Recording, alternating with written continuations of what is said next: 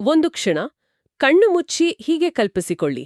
ಹ್ಮ್. ಒಂದು ಕಡೆ ರೋಮನ್ ಸಾಮ್ರಾಜ್ಯದ ಒಬ್ಬ ಬಲಿಷ್ಠ ಅಧಿಕಾರಿ ಅಂದ್ರೆ 100 ಸೈನಿಕರ ನಾಯಕ. ರೈಟ್. ಇನ್ನೊಂದು ಕಡೆ ಜನಸಾಮಾನ್ಯರ ಹಾಗೆ ಕಾಣುವ ಯಾವುದೇ ಅಧಿಕಾರ ಇಲ್ಲದ ಒಬ್ಬ ಯಹೂದಿ ಬೋಧಕ ಯೇಸು. ಹೌದು. ಇವರಿಬ್ಬರು ಕಫರ್ನೌಮ್ ಅನ್ನೋ ಒಂದು ಗಡಿ ಪಟ್ಟಣದಲ್ಲಿ ಮುಖಾಮುಖಿಯಾಗ್ತಾರೆ. ಆ ಸನ್ನಿವೇಶವೇ ಒಂದು ರೀತಿ ಕುತೂಹಲಕಾರಿ. ಹೌದು, ಆದ್ರೆ ನೋಡಿ, ಆ ರೋಮನ್ ಅಧಿಕಾರಿ ಬಂದಿದ್ದು ತನ್ನಗೋಸ್ಕರ ಅಲ್ಲ. ಇಲ್ಲ. ಬದಲಾಗಿ ತನ್ನ ಮನೆಯಲ್ಲಿ ಪಾರ್ಶ್ವವಾಯುವಿನಿಂದ ನರಳುತ್ತಿರುವ ಬಹುಶಃ ಸಮಾಜದಲ್ಲಿ ಯಾರು ಬೆಲೆ ಕೊಡದ ತನ್ನ ಸೇವಕನಿಗೋಸ್ಕರ ಸಹಾಯ ಕೇಳೋಕೆ ಬಂದಿದ್ದಾನೆ. ಇಲ್ಲಿಂದ ಶುರುವಾಗುವ ಸಂಭಾಷಣೆ ಇದೆಯಲ್ಲ, ಅದು ಕೇವಲ ಒಂದು ಪವಾಡಕ್ಕೆ ಸೀಮಿತ ಆಗಲ್ಲ. ಅದು ಅಧಿಕಾರ, ಸಂಸ್ಕೃತಿ ಮತ್ತು ನಂಬಿಕೆಯ ಅರ್ಥವನ್ನೇ ಬದಲಾಯಿಸುವ ಒಂದು ದೊಡ್ಡ ಘಟನೆಗೆ ವೇದಿಕೆಯಾಗುತ್ತೆ. ಹೌದು, ನೀವು ಹೇಳಿದ್ ಕರೆಕ್ಟ್. ಇದು ಮೊದಲ ನೋಟಕ್ಕೆ ಒಂದು ಸರಳ ಪವಾಡದ ಕತೆ ಅನ್ಸ್ಬೋದು. ಹೌದು. ಆದರೆ ನಮ್ಮ ಮುಂದಿರುವ ಆಧಾರಗಳು ಮತ್ತೆ ಅವುಗಳ ವಿಶ್ಲೇಷಣೆಗಳು ಹೇಳೋದೇ ಬೇರೆ. ಇದು ಯೇಸುವಿನ ಬೋಧನೆಗಳಲ್ಲೇ ಒಂದು ನಿರ್ಣಾಯಕ ತಿರುವು ಅಂತಾನೆ ಹೇಳ್ಬೋದು. ಯಾಕೆ? ಯಾಕಂದ್ರೆ ಯೇಸು ಸ್ವಾಮಿಗಳೇ ತಮ್ಮ ಇಡೀ ಜೀವನದಲ್ಲಿ ಯಾರ ನಂಬಿಕೆಯನ್ನು ನೋಡಿ ಇಷ್ಟ ಆಶ್ಚರ್ಯಪಟ್ಟಿರ್ಲಿಲ್ಲ. ನಿಜ. ಇಂಥ ಗಾಢವಾದ ನಂಬಿಕೆಯನ್ನು ನಾನು ಇಸ್ರೇಲ್ ಜನರಲ್ಲಿ ಕೂಡ ನೋಡಿಲ್ಲ ಅಂತವರು ಹೇಳ್ಬೇಕಾದ್ರೆ ಆ ರೋಮನ್ ಶತಾಧಿಪತಿಯ ನಂಬಿಕೆಯಲ್ಲಿ ಅಂಥ ವಿಶೇಷತೆ ಏನಿತ್ತು? ಅದೇ ಪ್ರಶ್ನೆ. ಈ ಚರ್ಚೆಯಲ್ಲಿ ನಾವು ಅದರ ಆಳಕ್ಕಿಳಿಯೋಣ. ಅಂದಿನ ಸಾಂಸ್ಕೃತಿಕ ಒತ್ತಡಗಳು, ಅಧಿಕಾರದ ನಿಜವಾದ ಅರ್ಥ ಏನು, ಮತ್ತೆ ಎಲ್ಲಕ್ಕಿಂತ ಮುಖ್ಯವಾಗಿ ದೇವರ ರಾಜ್ಯ ಎಲ್ಲರಿಗೂ ತೆರೆದಿದೆ ಅನ್ನೋ ಆ ಕ್ರಾಂತಿಕಾರಿ ಕಲ್ಪನೆ ಹೇಗೆ ಹುಟ್ಕೊಂತು ಅಂತ ನೋಡೋಣ. ಸರಿ, ಹಾಗಾದ್ರೆ ಇದನ್ನ ಒಂದೊಂದಾಗಿ ಬಿಡಿಸಿ ನೋಡೋಣ. ಮೊದಲಿಗೆ ಈ ಘಟನೆ ನಡೆಯುವ ಸ್ಥಳ ಕಫೆರ್ನವುಮ್. ಹೌದು. ಇದೊಂದು ಸಾಮಾನ್ಯ ಹಳ್ಳಿ ಆಗಿರ್ಲಿಲ್ಲ ಅಲ್ವಾ? ಖಂಡಿತ ಇಲ್ಲ. ಕಫೆರ್ನವುಮ್ ಅಂದ್ರೆ ಅಂದಿನ ಕಾಲದ ಒಂದು ಬ್ಯುಸಿಯಾದ ಬಾರ್ಡರ್ ಟೌನ್ ಇದ್ದಾಗೆ. ಓಕೆ. ಇದು ಗಲಿಲಾಯ ಸಮುದ್ರದ ತೀರದಲ್ಲಿತ್ತು. ವ್ಯಾಪಾರ, ತೆರಿಗೆ ಸಂಗ್ರಹ, ಸೈನಿಕ ಚಟುವಟಿಕೆಗಳು ಎಲ್ಲವೂ ಇಲ್ಲಿ ಜೋರಾಗೇ ನಡೀತಿತ್ತು. ಹಾಗಾಗಿ ಅಲ್ಲಿ ಯಾವಾಗ್ಲೂ ಹೌದು.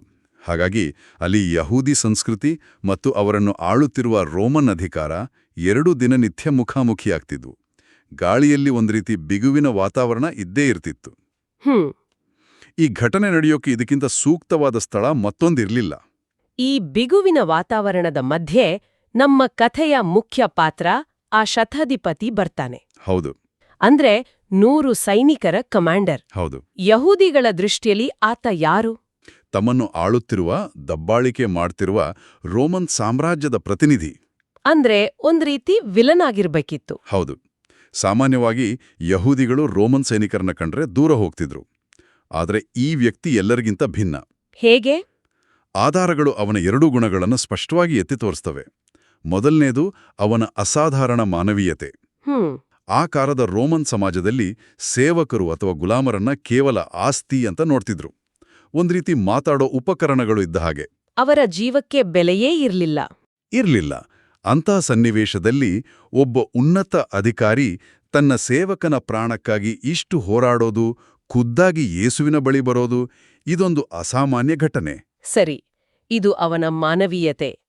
ಆದ್ರೆ ಇನ್ನೊಂದು ಗುಣ ಅವನ ಸಾಂಸ್ಕೃತಿಕ ಸೂಕ್ಷ್ಮತೆ. ಕರೆಕ್ಟ್. ಯೇಸುವನ್ನು ಭೇಟಿಯಾದ ತಕ್ಷಣ, ಪ್ರಭುವೇ, ತಾವು ನನ್ನ ಮನೆಗೆ ಬರುವಷ್ಟು ಯೋಗ್ಯತೆ ನನಗಿಲ್ಲ ಅಂತ ಹೇಳ್ತಾನೆ. ಸಾಮಾನ್ಯವಾಗಿ ತನ್ನ ಅಧಿಕಾರ ಬಳಸಿ ನನ್ನ ಮನೆಗೆ ಬಾ ಅಂತ ಆಜ್ಞೆ ಮಾಡಬಹುದಿತ್ತು. ಆದ್ರೆ ಆತ ಹಾಗೆ ಮಾಡಲ್ಲ. ಯಾಕೆ? ಇದು ಆ ಕಾಲದ ಅತ್ಯಂತ ಸೂಕ್ಷ್ಮವಾದ ವಿಷಯವಾಗಿತ್ತು. ಓಹೋ. ಇವತ್ತಿನ ಕಾಲದಲ್ಲಿ ನಾವು ಬೇರೆಯವರ ಮನೆಗೆ ಹೋಗುವಾಗ ಶೂ ಬಿಚ್ಚಿಟ್ಟು ಹೋಗ್ತೀವಲ್ಲ, ಆ ಥರ. ಆಗಿನ ಯಹೂದಿ ಧರ್ಮಶಾಸ್ತ್ರದ ಪ್ರಕಾರ ಒಬ್ಬ ಯಹೂದಿಯು ಅನ್ಯ ಜನಾಂಗದವರ ಅಂದ್ರೆ ಜೆಂಟೈಲ್ ಮನೆಗೆ ಪ್ರವೇಶಿಸಿದ್ರೆ ಆತ ಧಾರ್ಮಿಕವಾಗಿ ಮೈಲಿಗೆ ಅಥವಾ ಅಶುದ್ಧನಾಗ್ತಾನೆ ಅನ್ನೋ ಬಲವಾದ ನಂಬಿಕೆ ಇತ್ತು.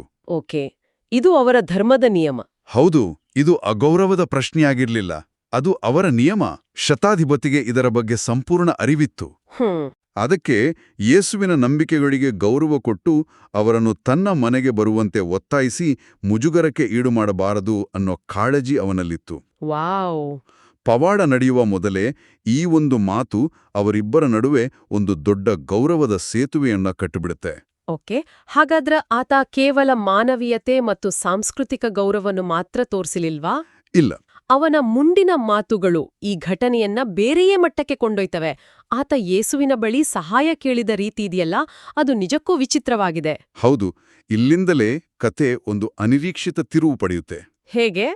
ಆತ ಕೇವಲ ದಯವಿಟ್ಟು ಬಂದು ಗುಣಪಡಿಸಿ ಅಂತ ಕೇಳಲ್ಲ. ಬದಲಾಗಿ ತನ್ನದೇ ಪ್ರಪಂಚದ ಒಂದು ತರ್ಕವನ್ನ ಮುಂದಿಡ್ತಾನೆ. ಅವನು ಹೇಳ್ತಾನೆ, ನಾನು ಕೂಡ ಅಧಿಕಾರದ ಕೆಳಗಿರುವವನು, ನನ್ನ ಕೈ ಕೆಳಗೂ ಸೈನಿಕರಿದ್ದಾರೆ. ನಾನು ಒಬ್ಬನಿಗೆ ಹೋಗು ಅಂದ್ರೆ ಹೋಗ್ತಾನೆ, ಇನ್ನೊಬ್ಬನಿಗೆ ಬಾ ಅಂದ್ರೆ ಬರ್ತಾನೆ. ಹಾಗೆಯೇ ತಾವು ಒಂದೇ ಒಂದು ಮಾತು ಹೇಳಿದರೆ ಸಾಕು, ನನ್ನ ಸೇವಕ ಹುಷಾರಾಗ್ತಾನೆ. ಇದು ಕೇಳೋದಕ್ಕೆ ಕುರುಡು ನಂಬಿಕೆ ತರ ಕಾಣ್ತಿಲ್ವಾ? ಇಲ್ಲವೇ ಇಲ್ಲ. ಬದಲಿಗೆ ಒಬ್ಬ ಸೈನಿಕ ಅಧಿಕಾರಿಯ ತಾರ್ಕಿಕ ತೀರ್ಮಾನದ ಹಾಗೆ ಕೇಳಿಸ್ತಿದೆ. ನನ್ನ ಮಾತು ನನ್ನ ಸೈನಿಕರಿಗೆ ಏನೇ ಕೆಲಸ ಮಾಡುತ್ತೋ, ನಿಮ್ಮ ಮಾತು ರೋಗದ ಮೇಲೆ ಹಾಗೆಯೇ ಕೆಲಸ ಮಾಡುತ್ತೆ ಅಂತ ಒಂದು ಹೋಲಿಕೆ ಮಾಡ್ತಿದ್ದಾನೆ.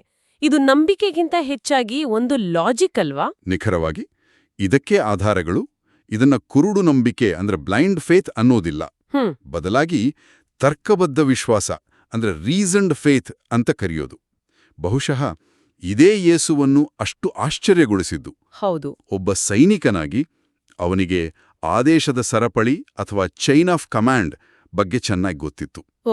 ನಾನು ನನ್ನ ಜನರಲ್ಗೆ ಹೇಗೆ ಉತ್ತರದಾಯಿಯೋ, ನನ್ನ ಸೈನಿಕರು ನನಗೆ ಹೇಗೆ ಉತ್ತರದಾಯಿಗಳೋ, ಹಾಗೆಯೇ ರೋಗ, ಪ್ರಕೃತಿ ಎಲ್ಲವೂ ನಿಮಗೆ ಉತ್ತರದಾಯಿಗಳು. ನೀವೊಂದು ಆದೇಶ ಕೊಟ್ರೆ ಸಾಕು, ಅವು ಪಾಲಿಸಲೇಬೇಕು ಅಂತ ಆತ ಅರ್ಥ ಮಾಡ್ಕೊಂಡಿದ್ದ. ಅಂದ್ರೆ ಯೇಸು ಖುದ್ದಾಗಿ ತನ್ನ ಮನೆಗೆ ಬಂದು ಸೇವಕನ ತಲೆಯ ಮೇಲೆ ಕೈ ಇಟ್ಟು ಆ ಅವಶ್ಯಕತೆಯೇ ಇಲ್ಲ. ಹೌದು, ಆ ಅವಶ್ಯಕತೆ ಇಲ್ಲ. ಯೇಸುವಿನ ಅಧಿಕಾರಕ್ಕೆ ಸ್ಥಳದ ಮಿತಿ ಇಲ್ಲ. ಅವರ ಮಾತಿನಲ್ಲೇ ಆ ಶಕ್ತಿ ಇದೆ ಅಂತ ಅವನು ನಂಬಿದ್ದ. ಹೌದು, ಇದು ಯೇಸುವಿನ ಸರ್ವಶಕ್ತಿಯನ್ನು ಅಂದ್ರೆ ಆಮ್ನಿಪೋಟೆನ್ಸ್ ಅನ್ನು ಒಪ್ಪಿಕೊಳ್ಳುವ ಒಂದು ಆಳವಾದ ಗ್ರಹಿಕೆ. ಖಂಡಿತ. ಅವನು ಯೇಸುವನ್ನು ಕೇವಲ ಒಬ್ಬ ಪವಾಡ ಮಾಡುವ ವ್ಯಕ್ತಿಯಾಗಿ ನೋಡ್ಲಿಲ್ಲ. ಇಲ್ಲ. ಬದಲಾಗಿ ಒಂದು ಅಗೋಚರ ಶಕ್ತಿಯ ಮೇಲೆ ಸಂಪೂರ್ಣ ನಿಯಂತ್ರಣ ಹೊಂದಿರುವ ದೈವಿಕ ಅಧಿಕಾರಿಯಾಗಿ ಕಂಡನು. ಯೇಸುವಿನ ಮಾತು ಅಥವಾ ವರ್ಡ್ ಕೇವಲ ಶಬ್ದವಲ್ಲ, ಅದು ಒಂದು ಕ್ರಿಯೆಯ ರೂಪ, ಒಂದು ಸೈನಿಕ ಆದೇಶದಂತೆ. ಎಕ್ಸಾಕ್ಟ್ಲಿ. ಅದು ದೂರ ಹತ್ತಿರ ಅನ್ನೋ ಭೇದ ಇಲ್ಲದೆ ಕೆಲಸ ಮಾಡುತ್ತೆ ಅಂತ ಗ್ರಹಿಸಿದ್ದ. ಮತ್ತು ಇದೇ ವಿಷಯ ಯೇಸುವನ್ನು ಸಂಪೂರ್ಣವಾಗಿ ಬೆರಗುಗೊಳಿಸುತ್ತೆ. ಹೌದು. ಇಂಥ ಗಾಢ ವಿಶ್ವಾಸವನ್ನು ನಾನು ಇಸ್ರೇಲ್ ಜನರಲ್ಲಿ ಕೂಡ ಕಾಣ್ಲಿಲ್ಲ ಅಂತ ಅವರು ಹೇಳ್ತಾರೆ. ಇದೊಂದು ರೀತಿ ವ್ಯಂಗ್ಯದಂತೆ ಕಾಣಿಸುತ್ತೆ. ಯಾಕಂದ್ರೆ ಅವರ ಸ್ವಂತ ಜನರೇ ಅದ್ಭುತಗಳನ್ನು ಕಣ್ಣಾರೆ ನೋಡೋಕೆ ಬಯಸ್ತಿದ್ರು. ಹೌದು, ಸಾಕ್ಷಿ ಕೇಳ್ತಿದ್ರು. ತಾವು ದೇವರ ಮಗನೆಂದು ಸಾಬೀತುಪಡಿಸಲು ನಿರಂತರವಾಗಿ ಪರೀಕ್ಷಿಸ್ತಿದ್ರು. ಆದ್ರೆ ಈ ಹೊರಗಿನ ವ್ಯಕ್ತಿ, ಒಬ್ಬ ರೋಮನ್ ಅಧಿಕಾರಿ, ಯೇಸುವಿನ ಅಧಿಕಾರದ ಮೂಲತತ್ವವನ್ನೇ ಅರ್ಥ ಮಾಡ್ಕೊಂಡ್ಬಿಟ್ಟಿದ್ದ. ಹೌದು, ಮತ್ತು ಯೇಸುವಿನ ಆ ಮಾತು ಕೇವಲ ಹೊಗಳಿಕೆಯಾಗಿ ಉಳಿಲಿಲ್ಲ. ಶತಾಧಿಪತಿಯ ನಂಬಿಕೆಯನ್ನ ಒಂದು ವೇದಿಕೆಯಾಗಿ ಬಳಸ್ಕೊಂಡು ಯೇಸು ತನ್ನ ಧ್ಯೇಯದ ಒಂದು ಅತ್ಯಂತ ಪ್ರಮುಖ ಅಂಶವನ್ನ, ಒಂದು ಕ್ರಾಂತಿಕಾರಿ ಘೋಷಣೆಯನ್ನ ಅಲ್ಲಿಯೇ ಮಾಡ್ತಾರೆ. ಏನ್ ಹೇಳ್ತಾರೆ? ಅವರು ಮುಂದುವರಿಸಿ ಹೇಳ್ತಾರೆ, ಪೂರ್ವ ಪಶ್ಚಿಮ ದಿಕ್ಕುಗಳಿಂದ ಅನೇಕ ಜನರು ಬಂದು ಅಬ್ರಹಾಮ, ಇಸಾಕ, ಯಾಕೋಬರ ಸಮೇತ ಸ್ವರ್ಗ ಸಾಮ್ರಾಜ್ಯದ ಹಬ್ಬದ ದೂಟದಲ್ಲಿ ಭಾಗಿಗಳಾಗುವರು. ಒಂದು ನಿಮಿಷ. ಸ್ವರ್ಗ ಸಾಮ್ರಾಜ್ಯದ ಹಬ್ಬದ ದೂಟ ಅಥವಾ ಮೆಸಿಯಾನಿಕ್ ಬ್ಯಾಂಕ್ವೆಟ್, ಇದು ಕೇಳುಗರಿಗೆ ಕೇವಲ ಒಂದು ರೂಪಕದಂತೆ ಕಾಣಬಹುದು. ಹೌದು. ಆದ್ರೆ ಆ ಕಾಲದ ಯಹೂದಿ ಸಂಸ್ಕೃತಿಯಲ್ಲಿ ಇದಕ್ಕೆ ಒಂದು ನಿರ್ದಿಷ್ಟವಾದ, ಬಹಳ ಗಹನವಾದ ಅರ್ಥ ಇತ್ತಲ್ವಾ? ಇದೊಂದು ಎಕ್ಸ್ಕ್ಲೂಸಿವ್ ಪಾರ್ಟಿ ತರನಾ? ಹೌದು, ಎಕ್ಸ್ಕ್ಲೂಸಿವ್ ಅನ್ನೋದು ಪರ್ಫೆಕ್ಟ್ ಪದ. ಹೌದಾ? ಯಹೂದಿ ನಂಬಿಕೆ ಪ್ರಕಾರ ಅಂತ್ಯಕಾಲದಲ್ಲಿ ದೇವರು ತಮ್ಮ ಮೂಲ ಪಿತೃಗಳಾದ ಅಬ್ರಹಾಮ, ಇಸಾಕ, ಯಾಕೋಬರ ಜೊತೆ ಒಂದು ಮಹಾ ಔತಣಕೂಟವನ್ನ ಏರ್ಪಡಿಸ್ತಾರೆ. ಒಂದು ವಿಜಯೋತ್ಸವದ ತರ. ಹೌದು. ಆದರೆ ಅದರಲ್ಲಿ ಕೇವಲ ಇಸ್ರೇಲ್ ಜನಾಂಗದವರಿಗೆ, ಅಂದ್ರೆ ಅಬ್ರಹಾಮನ ವಂಶಸ್ಥರಿಗೆ ಮಾತ್ರ ಪ್ರವೇಶವಿದೆ ಅಂತ ಬಲವಾಗಿ ನಂಬಲಾಗಿತ್ತು. ಅದು ಅವರಿಗೆ ಮಾತ್ರ ಮೀಸಲಾದ ಒಂದು VIP ಔತಣಕೂಟ ಅಂತಲೇ ಭಾವಿಸಲಾಗಿತ್ತು. ಆದ್ರೆ ಇಲ್ಲಿ ಯೇಸು ಪೂರ್ವ ಮತ್ತು ಪಶ್ಚಿಮದಿಂದ, ಅಂದ್ರೆ ಜಗತ್ತಿನ ಮೂಲೆ ಮೂಲೆಗಳಿಂದ, ಹೌದು, ಜಗತ್ತಿನ ಮೂಲೆ ಮೂಲೆಗಳಿಂದ ಜನರು ಬರ್ತಾರೆ ಅಂತ ಹೇಳುವ ಮೂಲಕ ಆ ಸಂಪ್ರದಾಯವನ್ನು ಸಂಪೂರ್ಣವಾಗಿ ಮುರಿಯುತ್ತಿದ್ದಾರೆ. ಅಂದ್ರೆ ಯಹೂದಿಯರಲ್ಲದವರು ಆ ಪಾರ್ಟಿಗೆ ಬರ್ತಾರೆ ಎಂದಾಯ್ತು. ನಿಖರವಾಗಿ ಯೇಸು ಆ ಶತಾಧಿಪತಿಯ ನಂಬಿಕೆಯನ್ನೇ ಉದಾಹರಣೆಯಾಗಿತ್ಕೊಂಡು ಆ VIP ಲಿಸ್ಟನ್ನೇ ಹರಿದಾಕಿದಾಗೆ ಮಾತಾಡ್ತಾರೆ. ಅವ್ರು ಹೇಳ್ತಿರೋದಿಷ್ಟೇ, ದೇವರ ರಾಜ್ಯವು ಯಾವುದೇ ಒಂದು ಜನಾಂಗಕ್ಕೆ, ಒಂದು ಸಂಸ್ಕೃತಿಗೆ ಸೀಮಿತವಲ್ಲ, ಎಲ್ಲರಿಗೂ ತೆರೆದಿದೆ ಅಂತ. ಹೌದು. ಪೂರ್ವ ಮತ್ತು ಪಶ್ಚಿಮದಿಂದ, ಅಂದ್ರೆ ಜಗತ್ತಿನ ಮೂಲೆ ಮೂಲೆಗಳಿಂದ ಬರುವ ಪ್ರತಿಯೊಬ್ಬರೂ ಆ ಔತಣದಲ್ಲಿ ಪಾಲ್ಗೊಳ್ಳಬಹುದು. ಹಾಗಾದ್ರೆ ಆ ಪಾರ್ಟಿಯ ಪ್ರವೇಶ ಪತ್ರ ಯಾವುದು? ಅದೇ ಮುಖ್ಯ ಪ್ರಶ್ನೆ. ಅದು ನಿಮ್ಮ ಜನಾಂಗವಲ್ಲ, ನಿಮ್ಮ ಕುಲವಲ್ಲ. ಶತಾಧಿಪತಿಯಲ್ಲಿರುವಂತಹ ವಿಶ್ವಾಸವೇ ಆ ಔತಣದ ಎಂಟ್ರಿ ಪಾಸ್. ಓ, ಇದು ಯೇಸುವಿನ ಬೋಧನೆಗಳಲ್ಲೇ ಅತ್ಯಂತ ಕ್ರಾಂತಿಕಾರಿಯಾದ ಘೋಷಣೆಗಳಲ್ಲಿ ಒಂದಾಗಿತ್ತು. ರಕ್ಷಣೆಯು ಸಾರ್ವತ್ರಿಕವಾದದು ಅನ್ನೋ ಸಂದೇಶವನ್ನ ಇದಕ್ಕಿಂತ ಸ್ಪಷ್ಟವಾಗಿ ಹೇಳೋಕೆ ಸಾಧ್ಯವಿರಲಿಲ್ಲ. ವಾವ್! ಅಂದ್ರೆ ಎಲ್ಲೋ ಕಫೆರ್ನಂನಲ್ಲಿ ಒಬ್ಬ ಸೇವಕನಿಗೆ ಹುಷಾರಿಲ್ಲದೆ ಶುರುವಾದ ಕಥೆ ಹೌದು, ಕೊನೆಗೆ ದೇವರ ರಾಜ್ಯಕ್ಕೆ ಯಾರು ಸೇರಬಹುದು, ಯಾರು ಸೇರಬಾರದು ಅನ್ನೋ ದೊಡ್ಡ ನಿಯಮವನ್ನೇ ಬದಲಾಯಿಸುವಲ್ಲಿಗೆ ಬಂದು ನಿಂತಿದೆ. ನಿಜ. ಒಂದು ಸಣ್ಣ ಘಟನೆಗೆ ಇಷ್ಟೊಂದು ಆಳವಾದ ಅರ್ಥವಿದೆ ಅನ್ನೋದೇ ಆಶ್ಚರ್ಯ. ಹಾಗಾದ್ರೆ ಈ ಘಟನೆಯಿಂದ ಇಂದಿನ ಜೀವನಕ್ಕೆ ನಾವು ಕಲಿಯಬಹುದಾದ ಪಾಠಗಳೇನು? ನಮ್ಮ ಮುಂದಿರುವ ಆಧಾರಗಳು ಕೆಲವು ಪ್ರಮುಖ ಅಂಶಗಳನ್ನು ಗುರುತಿಸುತ್ತವೆ. ಮೊದಲನೆಯದು, ಒಂದೇ ಒಂದು ಮಾತು ಸಾಕು ಅನ್ನೋ ವಾಕ್ಯದ ಶಕ್ತಿ. ನಾವು ಪ್ರಾರ್ಥಿಸುವಾಗ ಅನೇಕ ಬಾರಿ ದೇವರ ಸಹಾಯ ಈಗೇ ಬರಬೇಕು, ಈ ಮಾರ್ಗದಲ್ಲೇ ಆಗ್ಬೇಕು, ಇಂಥ ವ್ಯಕ್ತಿಯ ಮೂಲಕವೇ ಆಗ್ಬೇಕು ಅಂತ ನಾವೇ ಷರತ್ತುಗಳನ್ನ ಹಾಕ್ತೇವೆ. ಹೌದು, ನಾವೇ ನಿಯಂತ್ರಿಸಲು ನೋಡ್ತೇವೆ. ಕರೆಕ್ಟ್. ಆದ್ರೆ ಶತಾಧಿಪತಿಯಂತೆ ಆತನ ಮಾತಿನಲ್ಲೇ ಪರಿಹಾರದ ಶಕ್ತಿ ಇದೆ ಅಂತ ನಂಬುವುದು ನಿಜವಾದ ವಿಶ್ವಾಸ. ಆದ್ರೆ ಕೆಲವರು ಇದನ್ನ ನಿಷ್ಕ್ರಿಯ ನಂಬಿಕೆ ಅಂತ ವಾದಿಸಬಹುದಲ್ವೇ? ಅಂದ್ರೆ ನಾವೇನೂ ಮಾಡ್ಬೇಕಿಲ್ಲ, ದೇವ್ರು ನೋಡ್ಕೊಳ್ತಾನೆ ಅನ್ನೋ ಮನೋಭಾವಕ್ಕೆ ಇದು ದಾಯಿ ಮಾಡ್ಕೊಡುತ್ತೆಯಾ? ಒಳ್ಳೆ ಪ್ರಶ್ನೆ. ಆದ್ರೆ ಶತಾಧಿಪತಿಯ ಪ್ರಕರಣದಲ್ಲಿ ಹಾಗಾಗಲಿಲ್ಲ. ಹೇಗೆ? ಆತ ಸುಮ್ಮನೆ ಮನೆಯಲ್ಲಿ ಕೂತು ಪ್ರಾರ್ಥಿಸಲಿಲ್ಲ. ಆತ ಮೊದಲು ತಾನೇ ಖುದ್ದಾಗಿ ಯೇಸುವಿನ ಬಳಿ ಬಂದಿದ್ದು ಅವನ ಕ್ರಿಯಾಶೀಲತೆಯನ್ನು ತೋರಿಸುತ್ತೆ. ಹೌದು, ಪ್ರಯತ್ನ ಪಟ್ಟಿದ್ದಾನೆ. ಅವನು ತನ್ನಿಂದ ಸಾಧ್ಯವಾದ ಎಲ್ಲಾ ಪ್ರಯತ್ನವನ್ನೂ ಮಾಡಿದ. ಆದರೆ ಪರಿಹಾರ ಹೇಗೆ ಬರಬೇಕು ಅನ್ನೋದ್ರ ಮೇಲೆ ಹಠ ಹಿಡಿಯಲಿಲ್ಲ. ದೇವರ ಶಕ್ತಿಯ ಮೇಲೆ ನಂಬಿಕೆ ಇಟ್ಟ. ಹಾಗಾಗಿ ಇದು ನಿಷ್ಕ್ರಿಯತೆಯಲ್ಲ, ಬದಲಾಗಿ ದೇವರ ಸಾಮರ್ಥ್ಯದ ಮೇಲಿರುವ ಸಂಪೂರ್ಣ ಭರವಸೆ. ಸರಿ, ಇನ್ನೊಂದು ಅಂಶ, ನಾನು ಯೋಗ್ಯನಲ್ಲ ಎಂಬ ಅವನ ಧೀನತೆಯ ಮಾತು. ಹೌದು, ಇದು ಬಹಳ ಮುಖ್ಯ. ಇಂದು ನಾವು ಎಲ್ಲವನ್ನೂ ಹಕ್ಕಿನಿಂದ ಕೇಳುವ ಜಗತ್ತಿನಲ್ಲಿದ್ದೇವೆ. ನಿಜ. ಆದರೆ ಶತಾಧಿಪತಿ ತನ್ನ ಅಧಿಕಾರ, ಸ್ಥಾನಮಾನ ಎಲ್ಲವನ್ನೂ ಬದಿಗಿಟ್ಟು ಒಬ್ಬ ಯಾಚಕನಂತೆ ಬಂದು ನಿಲ್ತಾನೆ. ಈ ನಮ್ರತೆಯ ಮನೋಭಾವವೇ ಇಂದಿಗೂ ಕ್ರೈಸ್ತ ಆರಾಧನೆಯಲ್ಲಿ, ವಿಶೇಷವಾಗಿ ಬಲಿಪೂಜೆಯಲ್ಲಿ, ಪ್ರಭುಭೋಜನ ಸ್ವೀಕರಿಸುವ ಮೊದಲು ಬಳಕೆಯಲ್ಲಿದೆ. ಓ, ಹೌದಾ? ಹೌದು. ದೇವರ ಬಳಿ ಹಕ್ಕಿನಿಂದ ಬರುವುದಕ್ಕಿಂತ ಆತನ ಕರುಣಿಗಾಗಿ ಯಾಚಿಸುವುದೇ ನಿಜವಾದ ನಂಬಿಕೆಯ ಲಕ್ಷಣ. ನಿಜವಾದ ವಿಶ್ವಾಸ ಯಾವಾಗಲೂ ದೀನತೆಯಿಂದ ಕೂಡಿರುತ್ತದೆ. ಇನ್ನೊಂದು ಗಮನಾರ್ಹ ವಿಷಯ ಅಂದ್ರೆ, ಈತ ತನಗಾಗಿ ಏನನ್ನೂ ಕೇಳಲಿಲ್ಲ. ಇಲ್ಲ. ತನ್ನ ಪ್ರಮೋಷನ್, ಆರೋಗ್ಯ, ದುಡ್ಡು ಯಾವುದೂ ಇಲ್ಲ. ಬದಲಾಗಿ ತನ್ನ ಕೈ ಕೆಳಗಿನ, ಸಮಾಜದಲ್ಲಿ ಬೆಲೆಯೇ ಇಲ್ಲದ ಒಬ್ಬ ಸೇವಕನಿಗಾಗಿ ಇಷ್ಟು ದೊಡ್ಡ ಹೆಜ್ಜೆ ಇಟ್ಟಿದ್ದಾನೆ. ಹೌದು. ಇದು ಕೇವಲ ಪ್ರಾರ್ಥನೆ ಮಾತ್ರವಲ್ಲ, ನಿಜವಾದ ಲೀಡರ್ಶಿಪ್ ಅಲ್ವಾ? ಖಂಡಿತ. ಇದು ನಾಯಕತ್ವದ ಪರಿಕಲ್ಪನೆಯನ್ನೇ ಮರುವ್ಯಾಖ್ಯಾನಿಸುತ್ತ.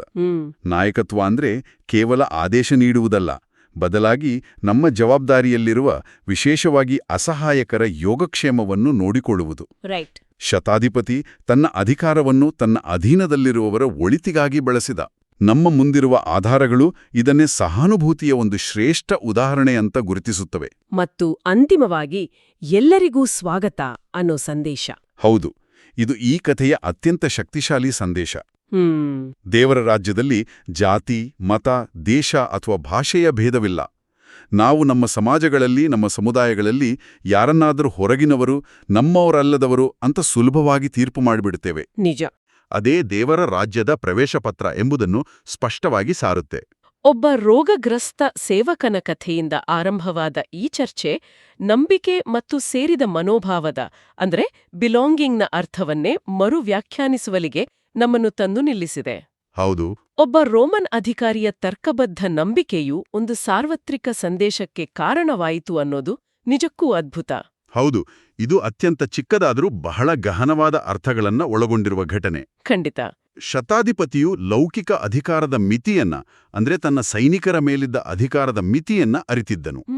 ಆದರೆ ಅದನ್ನ ಮೀರಿ ಒಂದು ಆಧ್ಯಾತ್ಮಿಕ, ದೈವಿಕ ಅಧಿಕಾರವನ್ನು ಗುರುತಿಸಿದನು. ಅವನ ತರ್ಕವೇ ಅವನನ್ನು ನಂಬಿಕೆಯತ್ತ ಕೊಂಡೊಯ್ತು. ಆಧಾರಗಳು ಶತಾಧಿಪತಿಯ ತರ್ಕಬದ್ಧ ಗ್ರಹಿಕೆಯನ್ನು ಒತ್ತಿ ಹೇಳ್ತವೆ. ಇದು ಒಂದು ಆಲೋಚನೆಯನ್ನು ಹುಟ್ಟುಹಾಕುತ್ತೆ. ಮಾಹಿತಿ, ಡೇಟಾ ಮತ್ತು ಎಲ್ಲದಕ್ಕೂ ಸಾಕ್ಷಿ ಕೇಳುವ ಇಂದಿನ ಜಗತ್ತಿನಲ್ಲಿ ತರ್ಕ ಎಲ್ಲಿ ಕೊನೆಗೊಂಡು ನಂಬಿಕೆ ಎಲ್ಲಿ ಪ್ರಾರಂಭವಾಗ್ತದೆ?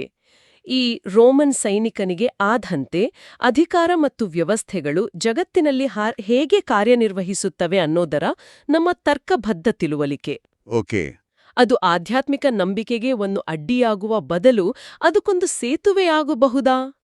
ಪ್ರಿಯರೇ, ಈ ಚಾನೆಲ್ ಅನ್ನು ಸಬ್ಸ್ಕ್ರೈಬ್ ಮಾಡಿ ಪ್ರತಿದಿನ ದೇವರ ವಾಕ್ಯವನ್ನು ಆಲಿಸುತ್ತಾ ಅದನ್ನು ಇತರರೊಂದಿಗೆ ಹಂಚಿಕೊಳ್ಳಲು ನಮಗೆ ನೆರವಾಗಿರಿ. ಧನ್ಯವಾದಗಳು.